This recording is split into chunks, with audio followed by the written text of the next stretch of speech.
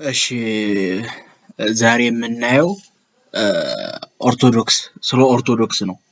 እሺ ይሄ ኦርቶዶክስ የምንለው ታውቃላችሁ አሁን ላይ ኦርቶዶክስ የሚባል ዓለም ላይ ብዙ ኦርቶዶክስ የሚባሉ እምነቶች አሉ። ስለ አሁን ለምሳሌ የሩሲያ ኦርቶዶክስ፣ የኢትዮጵያ ኦርቶዶክስ፣ የኤርትራ ኦርቶዶክስ፣ የግብፅ ኦርቶዶክስ፣ የሶሪያ ኦርቶዶክስ፣ የአርሜኒያ ኦርቶዶክስ፣ የጆርጂያ ኦርቶዶክስ፣ የግሪክ ኦርቶዶክስ የሚባሉ አለ። ግን ሰው ባለማወቅ የሩሲያ ኦርቶዶክስ እና የኢትዮጵያ ኦርቶዶክስ አንድ ይመስለዋል። የኤርትራ ኦርቶዶክስ እና የጆርጂያ ኦርቶዶክስ አንድ ይመስለዋል። የግሪክ እና የግብፅ አንድ ይመስለዋል። ስማቸው ሁለታቸውም ኦርቶዶክስ የሚል ስም ሸር ስለሚያደርጉ ማለት አሁን የምናየው በዓለም ላይ ኦርቶዶክስ ተብለው የሚጠሩ ቤተሰባቸውና ምን እንደሚባሉ ልዩነታቸው ምንድነው?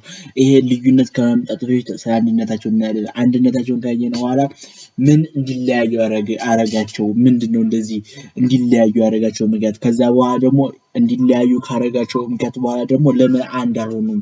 እንዴት ነው አንድነታቸው እንዴት አድርገው ይቀጥሉ የሚለውን ነገር እናያለን። እሺ አሁን እዚህ ዓለም ላይ ሁለት አይነት ኦርቶዶክሶች አሉ። አንደኛው ምስራቅ ኦርቶዶክስ ወይም ኢስተርን ኦርቶዶክስ እንላለን። ሁለተኛው ደግሞ ኦሪየንታል ኦርቶዶክስ ወይም የጥንት ኦርቶዶክስ ይባላል። እና በምስራቅ ኦርቶዶክስ ስር ያሉ ቤተክርስቲያኖች አሉ። አሁን ለምሳሌ እንደዚህ ራሽያ፣ ሰርቢያ፣ ግሪክ፣ ጆርጂያ እንደሚባሉት። በኦሪየንታል ስርም ማን አለ? ኮፕቲክ ማለት እስክንድሪያ የግብፅ ኦርቶዶክስ ነው። የኢትዮጵያ ኦርቶዶክስ ተዋህዶ አለ። የኤርትራ ኦርቶዶክስ ተዋህዶ አለ። የሶሪያ ተዋህዶ ቤተክርስቲያን አለ። ኦርቶዶክስ አሉ ሶሪያኖች። የህንድ ማላንካራ እና የህንድ ሐዋርያት ቸርች የምትባላለች። እነዚህ እናያለን። አሁን እነዚህ ከሁለት እንዲከፈሉ ያደረጋቸው ምክንያት ምንድን ነው? ግን ከሁለት እንዲከፈሉ ካደረጋቸው ምክንያት ከማየታችን በፊት ድሮ እንዴት ነበሩ? አንድ ነበሩ? አንድ ከመለያታቸው በፊት እንዴት ነበሩ የሚለውን እንይ። እሺ ኔክስት የምናየው ነው ከመለያት ኦርቶዶክስ የሚባለው ሁለት ከመሆናቸው ኢስተርን እና ኦሪየንታል ከመሆናቸው በፊት አንድ ነበሩ። በአንድ ስር በአንድ ልቦና የሚታደሩ ቤተክርስቲያኖች ነበሩ እና ከመለያየታቸው በፊት በአንድነት የወሰናቸው ጉባኤያት አሉ። ሶስት ጉባኤያቶች ኢስተርን ምስራቅ ኦርቶዶክስ የሚባሉት ከኦሪየንታል ውጭ 7 ይቀበላሉ። ከኦሪየንታል 3 ተቀበሏል። ከተለዩ በኋላ ደግሞ 451 ላይ በዚሁ ልንገራቸው 451 ላይ ስለየ ነው ከኢስተርኖች ጋር እኔ የኢትዮጵያ ኦርቶዶክስ ተዋህዶ ቤተክርስቲያን ስለሆንኩኝ እኛ እያልኩ ካወራኋችሁ ኦሪየንታል ነው ማለት ነው። እና በ451 ነው የተለየ ነው ከኢስተርኖች። እና ከኢስተርኖች 451 ላይ የተለየንበት ጉባኤ አለ። ቄልቄዶን ጉባኤ የሚባል ማለት ነው። ግን ከቄልቄዶን ጉባኤ ሁለታችንም ኢስተርንም ኦሪየንታልም በአንድ የሚቀበሏቸው 3 ጉባኤያቶች አሉ። የኒቂያ ጉባኤ፣ የቁስጥንጥንያ ጉባኤ እና የኤፌሶን ጉባኤ ይባላል። በእነዚህ በሶስቱም ጉባኤያት ውስጥ መናፍቃን ተነስተው የሐሰት ትምህርት ያስተምራሉ። እነዚያ ያንን የሐሰት ትምህርት ደግሞ ንጉሱ ወይም በዛን ዘመን ያሉ አባቶች ጉባኤ ይጠሩና ያንን ንጉሱን ያወግዙና ትክክለኛውን ትምህርት ይዘው ይቀጥላሉ ማለት ነው። እና ከመለያየታችን በፊት 3 ጉባኤ አድርገናል። በ3ቱም ጉባኤ እንቀበላለን። ኢስተርኖችም እኛን 3ቱን ጉባኤ እንቀበላለን። ይሄ ሁላ የሆነው ከመለያየታችን በፊት። አሁን ስለዚህ እያንዳንዱን ጉባኤቶች ማለት ነው በአንድነታችን ጊዜ ያሳረፍናቸውን ውሳኔዎች ለምን እንደተሰበሰብን የሚለውን እናያለን። የመጀመሪያው ጉባኤ የኒቂያ ጉባኤ ይባላል። ይሄ የኒቂያ ጉባኤ የተሰበሰበው በኒቂያ ነው። ይቺ ኒቂያ የምትባለው ሀገር አሁን ላይ ቱርክ ላይ ነው የምትገኘው። በኒቂያ ነው የተገኘው ጉባኤ የተደረገው ኒቂያ ላይ ነው። በመቼ? በ325 ዓመተ ምህረት በ325 ዓመተ ምህረት በኒቂያ ነው የተካሄደው። ይሄን ደግሞ በዛን ጊዜ የነበረው የእስክንድሪያ ጳጳስ የነበረው አሪዮስ የሐሰት ትምህርት አስተምሮ ነው ጉባኤው እንዲሰበሰብ ያደረገው። ይሄ የሐሰት ትምህርት ምንድነው? ወልድ ኢየሱስ ክርስቶስ ፍጡር ነው which means ፍጡር ነው ማለት ምን ማመሳችሁ? ኢየሱስ ክርስቶስ እንደ መላእክት እንደ ሰው የተፈጠረ ነው እንጂ አምላክ አይደለም አለ። ማን? አሪዮስ። እና እንደ መላእክት ፍጡር ነው፣ ከአብ ያንሳል፣ ያነሰ በመለኮት ከአብ ያንሳል፣ ፍጡር ነው፣ እንደ መላእክት ነው ብሎ አስተማረ። ማን? አሪዮስ ሲያስተምር በዛን ዘመን የነበረው የቆስጠንጢኖስ የሚባል ንጉስ 318 ሊቃውንትን በማንሰበሰብ በኒቂያ በኒቂያ ተሰብስበው እነዚህ አባቶች ምን ብለው አጸደቁ? ወልድ ከአብ በባህሪ እኩል ነው።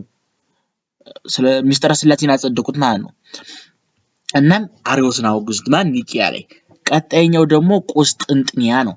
ይሄ በቁስጥንጥንያ ደግሞ ሌላ መቅደኒዎስ የሚባል መናፍቅ ተነሳ። የዚህ የመቅደኒዎስ ደግሞ ዓላማ ምንድነው? ከኒቂያው ለየት የሚለው በዚህ ጊዜ ዓላማው ማን ነበር? መንፈስ ቅዱስን ነበር። ምን አለ? መንፈስ ቅዱስ መጀመሪያ ስለ ቁስጥንጥንያ እንግዳቸው።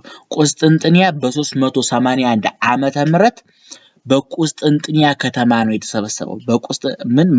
ቅድም ላይ 318 ሊቃውንት ተናግረን እዚህኛው ላይ ደግሞ የቁስጥንጥንያ በ381 ዓመተ ምህረት በ150 አባቶች ነው የተሰበሰቡት። ይሄ እና የመናፍቁ ማን ይባል ነበር? መቅዶኒዎስ። የማን? የቁስጥንጥንያ ቸርች ጳጳስ ነበር መሰለኝ። አብዛኞቹ ጳጳስ ናቸው የሚወገዙት በነገራችን ላይ።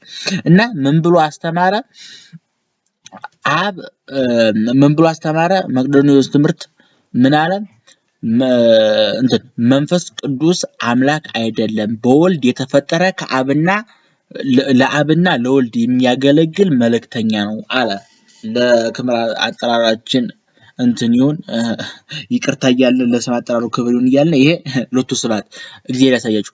መንፈስ ቅዱስ አምላክ አይደለም፣ በወልድ የተፈጠረ ለአብና ለወልድ የሚያገለግል መልእክተኛ ነው ብሎ ተናገረ። ማን? መቅዶኒዎስ። እና በ380 በቁስጥንጥንያ ከተማ 150 አባቶች ተሰብስበው የመቅዶኒዎስን ትምህርት አወገዙ። ካወገዙ ሌላ ደግሞ ምን አሉ? ከአብ በሰረጸ ሕይወትን በሚሰጥ በመንፈስ ቅዱስ እናምናለን የሚለውን የጸሎተ ሃይማኖት ክፍል ሞሉት ማለት ነው።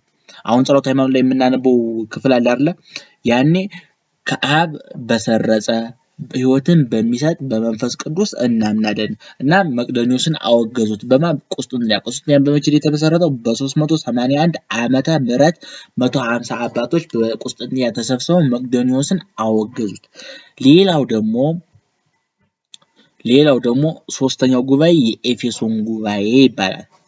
የኤፌሶን ጉባኤ ደግሞ የተካሄደው በ431 ንስጥሮስ የተባለ የቁስጥንጥንያ ፓትርያርክ ነው የሐሰት ትምህርቱን ነዛ። ይሄ ግን ቁስጥንጥንያ ለየት የሚያደርገው ከሌሎቹ ስውርና የቃል በማሳሳት መስሎ ነው የገባው። ምን አለ ንስጥሮስ? ክርስቶስ ሁለት የተለያየ አካላትና ሁለት የተለያየ ባህሪ አለው አለ። ይሄ በጣም ስህተት የሆነ ትምህርት ነው። የኛና የኢስተርኖች መከፋፈል የሚጀምረው ከዚህኛው ነው። የኛውን በጋራ የተቀበልነው ግን እነሱ ይሄኛውን ይደግፉታል። እና እንደዚህ ብሎ ሲያስተምር ደግሞ ሌላ ምን አለ? እመቤታችን ቅድስት ድንግል ማርያም የመለኮት እናት አትባልም ወይም ቴዎቶኮስ አትባልም፣ ይልቁንስ የክርስቶስ እናት ወይም ክርስቶቶኮስ ነው የምትባለው አለ። ይሄ ማለቱ አሁን ልክ እኮ ነው፣ የክርስቶስ እናት ናት እመቤታችን። ግን እሱ ምን አለ? የመለኮት እናት አትባልም፣ ምክንያቱም ክርስቶስ ሰው ነው፣ ከተወለደ በኋላ ነው መለኮት ያደረበት የሚል ትምህርት ነው ያለው የቁስጥንጥንያ የንስጥሮስ ማለት ነው። የንስጥሮስ ትምህርት እንደዚህ ነው። ይሄ ደግሞ በጣም ገዳይ የሆነ ትምህርት ነው፣ በጣም ገዳይ እና ይህ ምን ይመስል ነበር? የቃላት ጨዋታ ብቻ ይመስል ነበር በዛን ዘመን ላሉ ሰዎች። ግን ይሄ የመዳናችን ቁልፍ ነው። እንዴት ነው ክርስቶስ ሁለት አካልና ሁለት ባህሪ ከሆነ ወይም መለኮት ከስጋ ጋር ካልተዋሃደ የኛ ድነት አልዳንም ማለት ነው። ድንግል ማርያምም ቴዎቶኮስ አንላትም፣ ክርስቶቶኮስ ነው፣ የክርስቶስ እናት ነው። መለኮት ያደረው ክርስቶስ ከተወለደ በኋላ ነው ብለን ይሆናል ትምህርቱ። እሺ፣ በዚህ ጊዜ የእስክንድርያው ፓትርያርክ ቅዱስ ቄርሎስ እንደ አንበሳ ተነሳ። ቅዱስ ቄርሎስ የእስክንድርያ ፓትርያርክ ነበረ በዘመኑ። የእስክንድርያ ቸርች ፓትርያርክ ነበር ቅዱስ ቄርሎስ። እና ቅዱስ ቄርሎስ ምን አለ? ቅዱስ ቄርሎስ ተነሳ። በኤፌሶን በ431 ዓመተ ምህረት ተጠራ። ጉባኤው ተጠራ። ጉባኤው ከተጠራ በኋላ የንስጥሮስ ትምህርት ስህተት የንስጥሮስ የክፍፍል ትምህርትን አወገዙና ምን አሉ? የኛ ልብ የሆነው የተዋህዶን ትምህርት አስተማሩ። ክርስቶስ እንትን ክርስቶስ ከአንድ አካል ከሁለት አካል አንድ አካል ከሁለት ባህሪ አንድ ባህሪ ብለው አስተማሩ እና ምናሉ ድንግል ማርያምን ቴዎቶኮስ ትባላለች ብለው በማን በኤፌሶን አጸደቁት ማለት ነው። ሌላኛው ይሄኛው አድርቅ እኛም ኢስተርኖችም ይቀበሉታል። ይሄን ሁለቱን አስተር የሚጀምረው የት ነው? እዚህኛው ጋር ነው። የመለያየታችን ምክንያት ይሄ የላይኛ እዚህ የመለያየታችን ምክንያት የመለያየታችን ምክንያት ይሄ ነው። እንደ 450 ላይ በፖለቲካ ነገር ነው። ፖለቲካ በሚመስል ነገር የተለያየ ነው። ግን እዛ እንትና ኤፌሶን ላይ የተደረገውን እንትንም የማይቀበሉ ስለ ኤፌሶን ላይ ተሸንፈን ነው እንጂ ልክ ነን የሚሉም አባቶች ነበሩ እና ቤተክርስቲያን በእንትን ታወጣች። በስነ መለኮት ስትዋጥ ከኋላ ፖለቲካ የሚባል ጭስ እየጨሰ ነበር እና ይሄ ፖለቲካ ምን ነበር? ደግሞ ፖለቲካም ከመጨሱ በፊት ከኛ ጋር አንድ መምህር ተነሳ። ማን ይባላል? ያ መምህር አውጣኪ ይባላል። ቅድም ብያችኋለሁ። ኤፌሶን ላይ ከሁለት አካል አንድ አካል ከሁለት ባህሪ አንድ ባህሪ የሚለው ትምህርት ተጸደቀ። ድንግል ማርያም የመለኮት እናት እመብርሃን ወይም እመመለኮት ማንቻ የመለኮት እናት ብለን አጸደቅን። ከዛም በኋላ ግን እንደዚህም ብሎ ጸድቆ እያለ የንስጥሮስን ትምህርት የሚያምኑ ብዙ የቆስጥንጥንያና የሮም ጳጳሳትና ፓትርያርክ ነበሩ ይሄን ትምህርት የሚቀበሉ። ኤፌሶን ላይ ተወስኖም አይ ልክ ነው ንስጥሮስ ልክ ነው የንስጥሮስ ትምህርት ልክ ነው የሚያምኑ ነበሩ እና እነዛ ሰዎች ሽንፈታቸውን እንደተነጠቀ ድል እየቆጠሩ ጊዜ ይጠብቁ ነበር ለማጥቃት። ይሄ ኤፌሶን ላይ እንትን ያለውን እንትን ለመሻር ማለት ነው። እና ምን ሆነ መሰላችሁ? እንዳጋጣሚ እድል ተፈጠረላችሁ። እድሉ ምንድነው? ከኛው የኤፌሶን ጉባኤ ከሚቀበሉ አንድ አውጣቂ የሚባል መምህር ተነሳ እና ይህ መምህር የንስጥሮስን ትምህርት ሙሉ ለሙሉ የመደምሰስ ቀናነት ኑሮት ነው። በቀናነት ነው ይሄን ትምህርት ያስተማረው እንደማስተማር። ግን ስህተት ነበር ትምህርቱ። ምን አለ? ክርስቶስ አንድ ባህሪ ብቻ ነው ያለው። ምክንያቱም ስጋዊ ባህሪውን መለኮቱ ውጦታል። ልክ ውሃ ጠብታ ውቅያኖስን እንደሚውጠው አንድ እንትን ብቻ ያለው መለኮታዊ ባህሪ ብቻ ያለው ሰዋዊ ባህሪ የለውም ብሎ አስተማረ። ማን? አውጣቂ። እና ይህ እንዲህ ብሎ ሲያስተምር ይህ አባት እንዲህ ብሎ ሲያስተምር እነዛ የንስጥሮስ ትምህርትን የሚቀበሉት ምን ብለው ማማት ጀመሩ? የኤፌሶን ጉባኤ የሚቀበሉት ሞኖፌሲዝም የሚባል እምነት ነው። እንትን መለኮት ብቻ ነው እያሉ ማማት ጀመሩ። ይሄ ማማት ሲጀምር ደግሞ እንደዚህ እያሉ ስለ መለኮት ላይ ሲወራ እንዳጋጣሚ ደግሞ ፖለቲካዊ ነገርም ተፈጽሞ ነበር። ፖለቲካው ምንድነው? በ450 ዓመተ ምህረት በኤፌሶን ጉባኤ የደገፈው የተዋህዶ እምነት አባት የነበረው ንጉስ ቴዎዶኮስ የሚባለው ሰውዬ ከፈረሱ ወድቆ ሞተ እና ይህ ሰውዬ ሲሞት ደግሞ ወንድ ወራሽ አልነበረው። ወንድ ወራሽ ስላልነበረው ከዘመድ ነው ከወንድም ምናምን የሚነግሰው እና የነበረችው አንድ እህት ነበረች። ማን ትባላለች መሰላችሁ? ያቺ እህት ብርክሊያ ትባላለች። ይቺ ብርክሊያ የምትባለው ደግሞ ምን ነበረች? ሞኖክሴ ነበረች። ዓለም በቀኝ ያለች እግዚአብሔር ጋር ለመኖር የወሰነች ሞኖክሴ ነበረች። ይቺ ሞኖክሴ ወንድሟ መሞትን በሰማች ጊዜ ግን መብረቃዊ ውሳኔ ወሰነች እና ይህ መብረቃዊ ውሳኔ ምን መሰላችሁ? ይህ የሞኖክሴ ልብሷን ቆዋን ምናምን አውልቃ የንግስት ካባና የንግስት አክሊል አደረገች ማለት ነው። እና ማን የሚባል ሰው አገባች መሰለኝ? አንድ ወታደር እንትን አገባች። መርቂያን የሚባል አንድ ወታደር አዛዥ አገብታ እሱን ንጉስ እሷን ንግስት አድርጋ ሰየመች። ግን በዚህ ጊዜ ይሄን ድርጊት የምስራቁም የኦሪየንታሎቹም አባቶች አልተቀበሉትም ነበርና ብርክሊያ ምን አሰበች መሰለች? የብርክሊያና የመርቂያን ህዝቡ እንዳልተቀበላቸው ሲገባት እንዲቀበላቸው ምን ማድረግ አለባት? ሃይማኖታዊ የሆነ ጉባኤ ሰብስባ በዛውም የሷና የመርቂያምና የሷን ጋብቻ ህጋዊ ታደርጋለች። ብዙዎች ስላልተቀበላት እናም ደግሞ ሌላ ሃይማኖታዊ የሚመስል ጉባኤ ታካሂዳለች። ምክንያቱም 431 ላይ ኤፌሶን ጉባኤ ብዙ የማይቀበሉ ሰዎች ነበሩ። ስለዚህ አስተካክለን ብለው 451 ላይ ቄልቄዶን ጉባኤ የሚባል ያዘጋጃሉ።